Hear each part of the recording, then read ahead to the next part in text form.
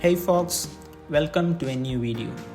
In this video, we will see how we are gonna place this graffiti on this tube. So, without further ado, let's get started. The first thing that we have to do is to create a selection of the tube and make the copy of the selection as a new layer. So, to do that, we select the object selection tool, either press W or select it from the left panel, and select the portion of the tube to which you want to add the graffiti. Once the selection is made, the next thing that you have to do is right click and select layer via copy. We have created a selection and made the selection a new layer. The next thing that we are going to do is we are going to mark the shape of the tube using rectangle tool and the transform options. So to do that, select the shape options and from that select rectangle. Now draw a rectangle such that the tube falls inside of it.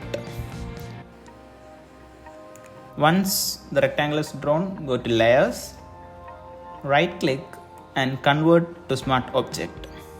So the rectangle has been converted to smart object.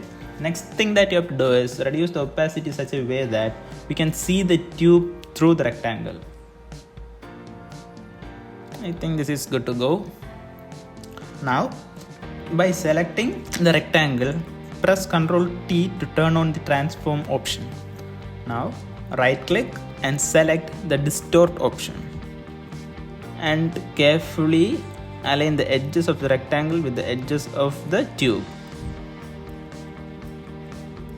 Once the edges are aligned, the next thing that you have to do is right click and select the warp option. Using the warp option, we can maintain the curves of the tube. Once it is done, we can move to the next step. So the next step is importing the graffiti to the tube with the help of the created shape. Double click on this rectangle so we get something like this.